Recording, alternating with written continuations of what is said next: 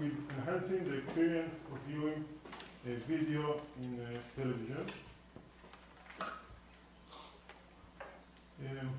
I asked my father to take a photo of the living room, and I think he did a very good job to convey my message that even a relatively very big television set doesn't make use of the complete field of view of the user. You can see that there is a lot of space wasted around it. Moreover, it is cluttered with many objects that, in the least, they don't help the user imagine the movie, and they can even distract his attention. This is exactly what the Ambilight technology by Philips is addressing. You can notice that televisions equipped with this technology have a set of array of LEDs behind the television that projects light, in this case colored light, that has some relation to the movie content. This way, you can see the lights behind the television. This way, this creates a more immersive experience, and also it's supposed to relieve the stress on the eye of the user that has less to adjust to the difference between the contrast inside the television and the contrast on the things outside the television. We would like to take this step further, and would like to project around the television a real video, not just a coarse set of lights. For example, if this example is a television in front of a black wall, we would like to synthesize a video around the television.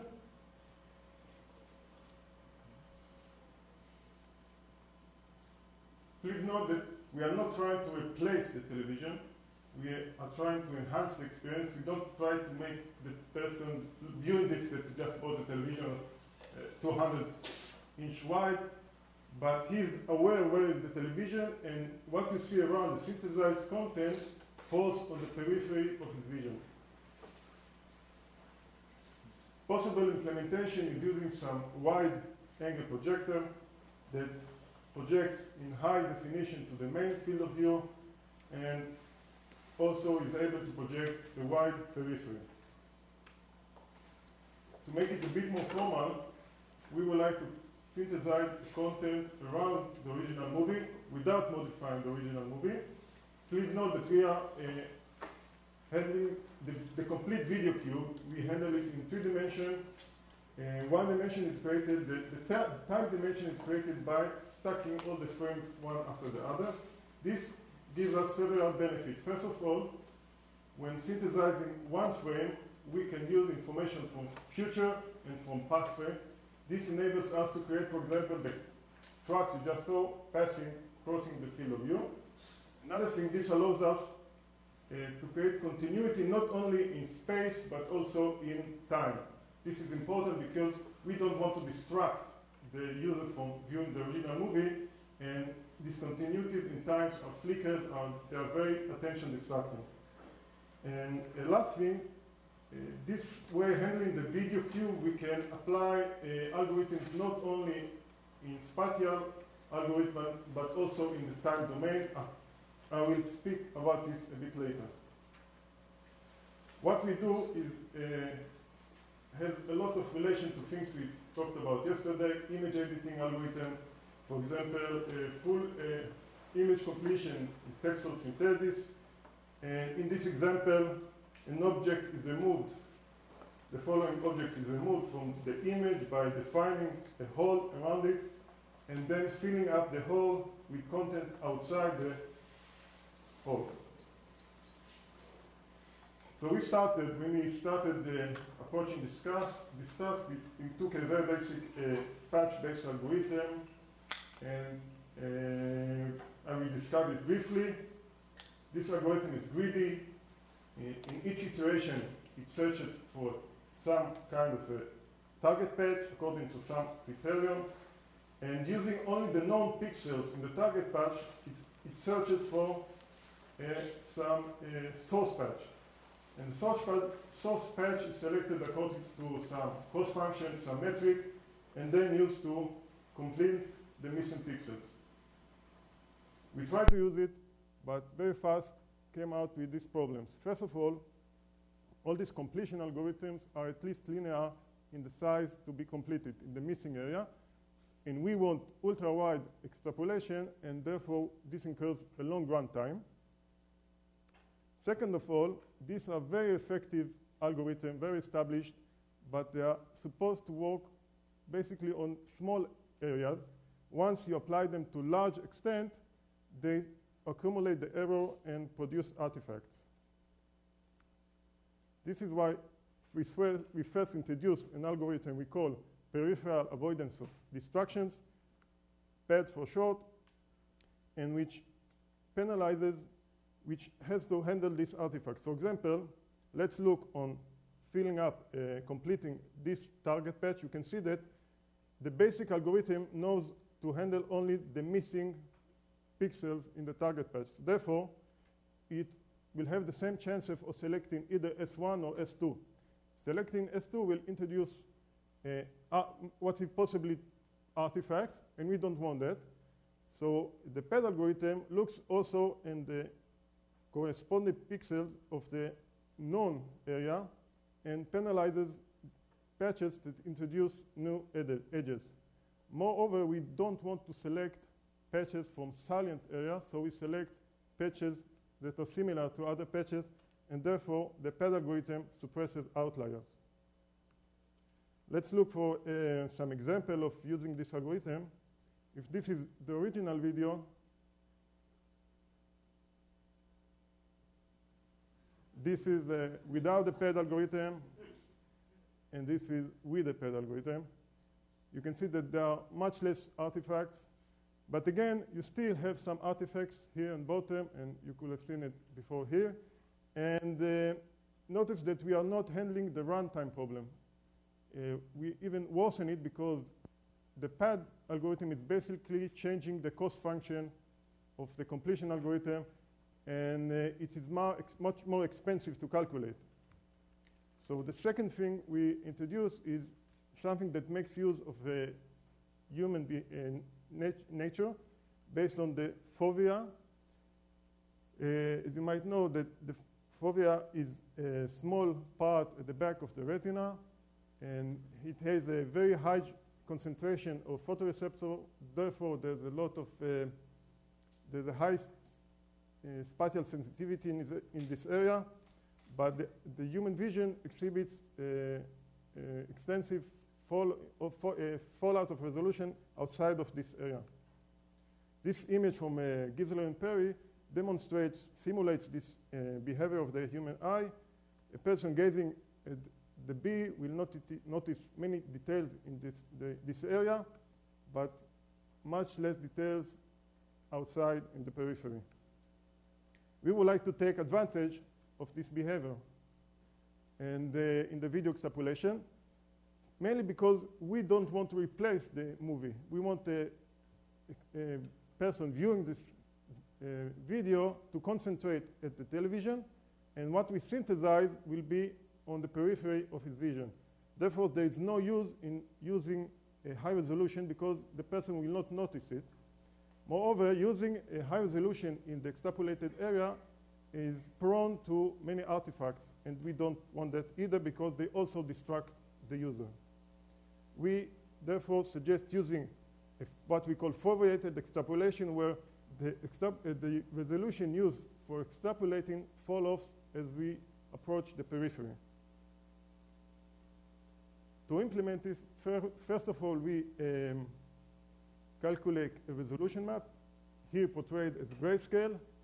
And as you can see, the video at the center has the fullest resolution, the maximal resolution, and the resolution falls off as we go further to the outside region. Then we discretize it, and what we get is several domains, and you can see the inner domain uses the full resolution of the original video, and the resolution diminishes as it becomes bigger and bigger. One thing you can already notice is that the most of the video uses very coarse resolution. Therefore, we need much less patches to complete it, and this is a very significant improvement. Then we want to extrapolate each of these domains and in the corresponding resolution, and then join them together seamlessly using some weighting algorithm. Using what we call the foveated extrapolation, we exhibit a significant increase of runtime, which is clearly depends on the fact that we have much less patches as the extent is larger. Let's look at some examples of using the foveated extrapolation. Please pay attention that the user viewing this video is focusing on the center part. This is the same video I showed you before.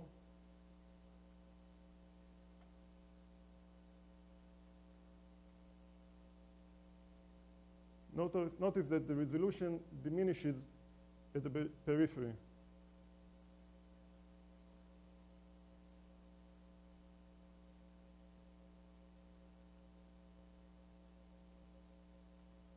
Our first try at foveated extrapolation worked as following. First of all, we started at the extrapolation each domain in a sequence. We started in the finest domain, the innermost domain. Therefore, we nicknamed this approach as inside-out approach. We started by extrapolating only the inner domain. When we finish this, we use it, the result of this stage as the input stage of the next domain, and extrapolated it again in its own resolution using the previous result.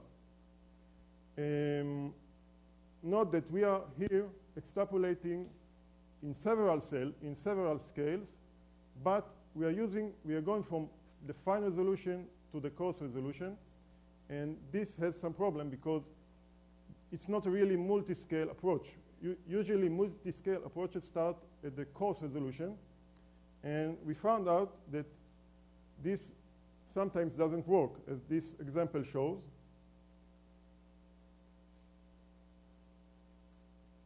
You can see that the algorithm is able to extrapolate small details, but larger details like the structure of the reef is not preserved, and this causes unwanted results. Therefore, our next approach was to use something more like a multi-scale approach, in which, for example, note that when you, the reason that this is better because when you start completing at the coarser resolution level, the target patches are more of the scale of the larger object in the image. Therefore, the completion has more chances to find the correct completion. Once we finish extrapolating the coarsest resolution, we somehow propagate the result for the finer scale and use it as a base or as an initialization for the next extrapolation. And notice now that the target patch has a full, we can use the complete target patch because we know all the pixels there, or at least a guess of them. And therefore, we are able to find the correct match. I will describe now the multi-scale approach in the foveated framework. First, we take the original video. We downscale it. Note that now we can, as we use a video cube, we can downscale also in time. This means that it's like doing low-pass filter to the periphery. This means that we have less activity on the periphery, and this is good because we don't want to distract the viewer. We start extrapolating at the coarsest domain. We extrapolate to the full extent of the final video, and then we upscale only the inner part that we are going to extrapolate again now in a final resolution. Notice we are not extrapolating all the video, the outer frame is extrapolated only in the coarsest resolution. Then we use a finer resolution to extrapolate again. This is the finer domain, and repeat this again. Again, we only upscale the area that will be extrapolated in a finer resolution, the finer scale, and continue this process till we have all domains extrapolated. Then we upscale them together and merge them to create the final video. You can see that using the multiscale approach, we get a much better extrapolation, which preserves objects and has less artifacts. Let's see some example. Note that in this example, we call the first method inside out because we started the inner, finer domains. And the other one that I just described, the multiscale, we call it outside. We nicknamed it outside because we start at the outer, coarser domains. Sorry?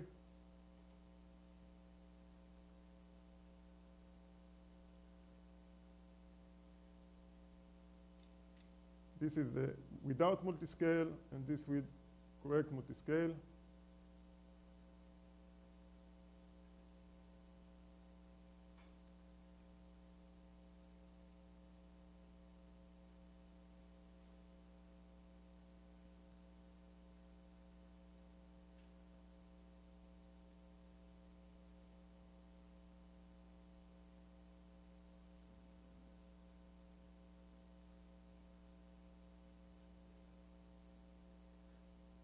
Okay. To summarize this, first I show that using foveated extrapolation, we gain a result that is much less distracting, and this is our intention, and is also much faster to process. And using a multiscale approach, it's better in preserving the structure of the scene.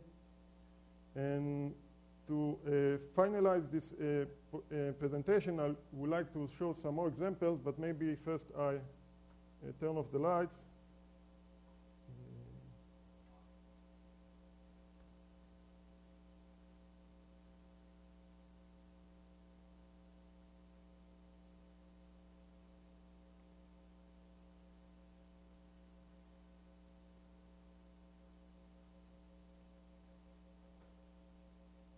Please note that the user viewing these videos is sitting much closer than you to the television, and the synthesized content falls on the periphery of his vision.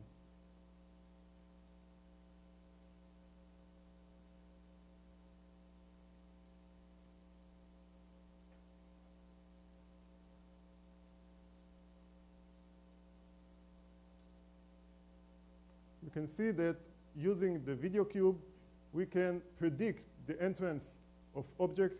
For example, the window on the left, or also people entering from other directions.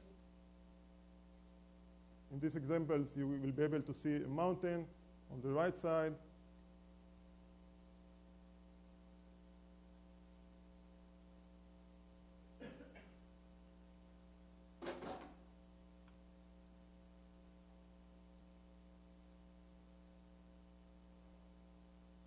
Thank you very much.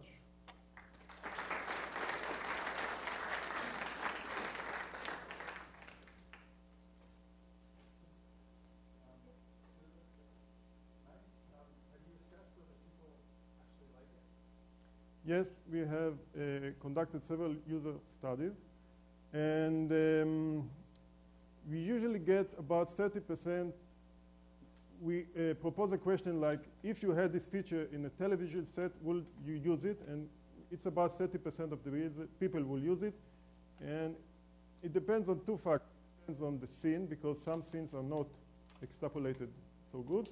And also depends on the person itself, because different ages has different customs. Yeah. Sometimes extrapolated results of the video create points of interest that draw your attention, like moving objects, and that might actually distract from the video user studies. Excuse me again? I didn't see the final part of the question. So I was just saying that sometimes the extrapolated portions of your video draws the attention, sometimes because of moving objects that are present, and that might distract from the actual movie viewing experience. Yeah.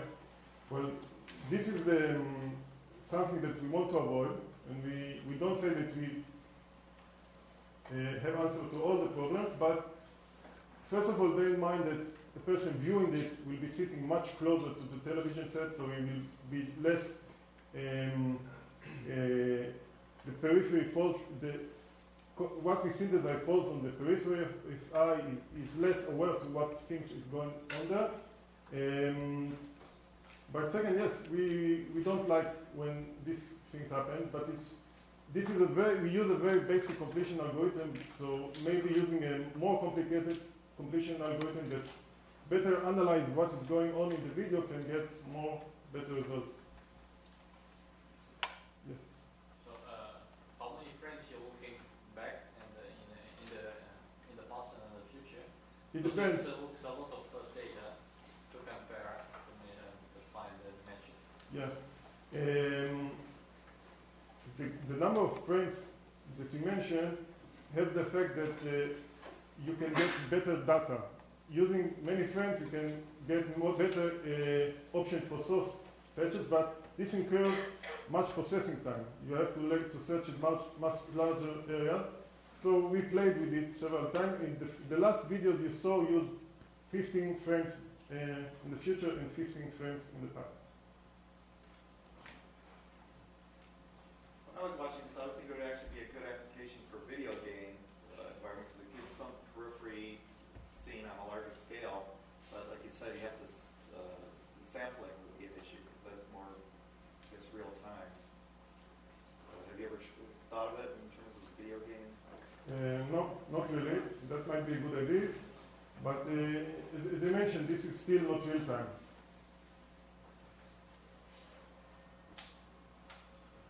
Last question. Do you also take measures against temporal stability, to provide temporal stability? The algorithm such that you extrapolate that parts do not flicker? As I mentioned, what we do is that we don't only scale the spatial video, we also scale temporally. And this means that the peripheral domains, the outer domains, have much less time resolution. Therefore, they are less prone to flickers. And the part also looks at edges in time, not only edges in space.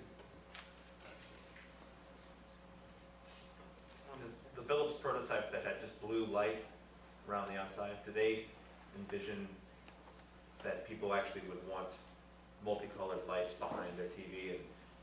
And then, I mean, what I'm getting at is it sounds like you made something really awesome that has way more resolution than a simple set of lights on the back of a TV could do. Because I think from a practical standpoint, to protect people's eyes and to, instead of having a lamp behind your TV, this would be way more interesting. I'm just curious, like, are they actually trying to take your idea and build it into a TV, or that's your dream? I don't know. You should ask Philips.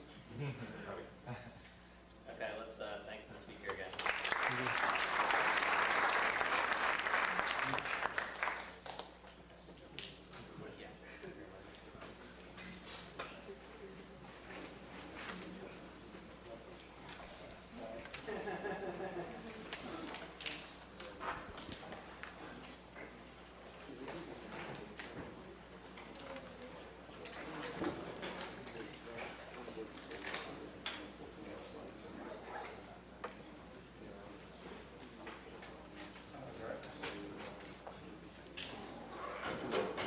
A request.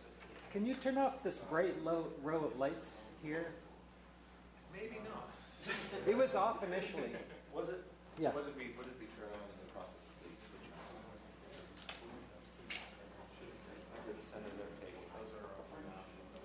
I'll check the back of the room. There's 4 panels back here.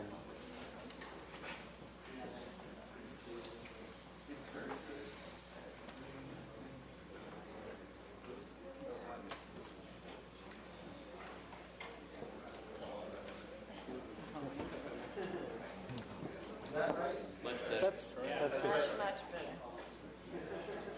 Okay, we have the last talk in our session titled Radiometric Calibration Using Photo Collection, and this is